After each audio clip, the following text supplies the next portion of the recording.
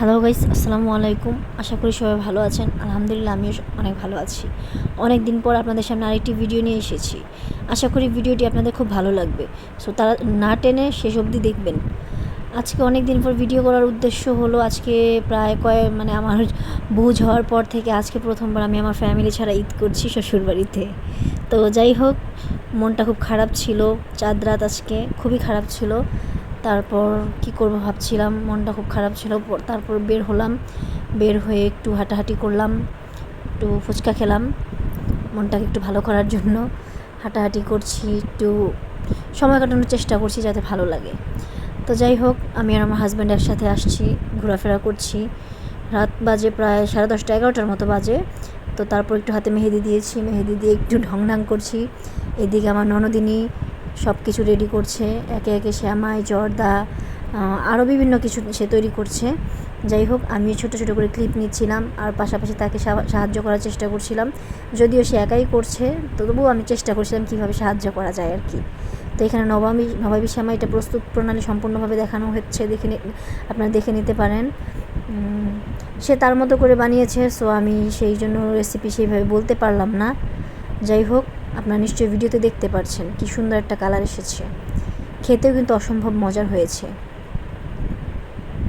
আমাকে কোনো কিছু করতে দেয়নি, সে একা একাই সব কিছু করেছে। দেখেছেন কি সুন্দর করে সাজাচ্ছে, ডেকোরেশনটা অনেক সুন্দর হয়েছে।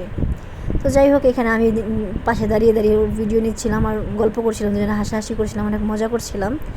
তো এটা সাজানো শেষ, একে একে প্রত্যেকটা জিনিস সে নিজের হাতে সব কিছু রেডি করছে, সাজাচ্ছে। তারপর 12টা বেজে গিয়েছে, তো আমরা গিয়েছি বাজি ফোটাতে। এই যে দেখতে পাচ্ছেন ভিডিওতে, আমরা সবাই মিলে অনেক মজা করেছি। সবাই বলতে আমরা 3জন। তো আমরা 3জন অনেক মজা করছি, এখানে বাজি ফোটাচ্ছি, আনন্দ করছি, হাসাহাসি করছি। মাঝ রাস্তা দিয়ে গাড়ি ঘোড়া যাচ্ছে, দেখছি, ভালোই লাগছে।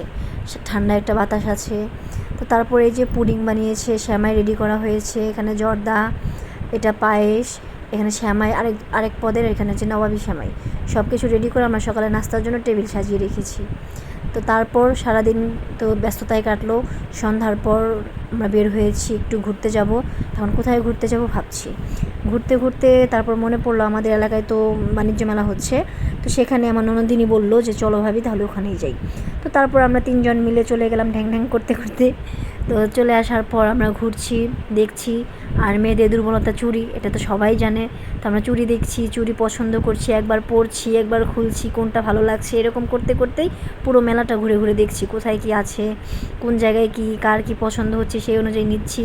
তো এখান থেকে চুড়ি আমি 2 জোড়া চুড়ি নিয়েছি, আমার ননদিনীও নিয়েছে। এখন বলতে পারবেন কে কোন জোড়া নিয়েছি?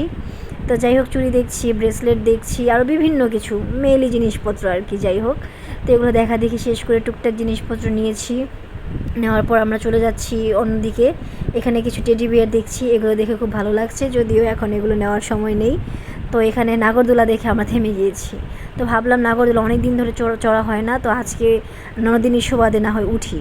তো তারপর আমরা 3জনে 3টা টিকিট কেটে নিলাম, টিকিট কেটে লাইনে দাঁড়িয়ে আছি। তারপর উঠে গিয়েছি, নাগরদোলা ওঠা শেষ। এখন উঠেছি নৌকাতে। এই জিনিসটা আমার খুব ভালো লাগে। মেলায় আসলে এই নাগরদোলা নৌকায় না উঠলে যেন মেলার ফিলটাই পাওয়া যায় না।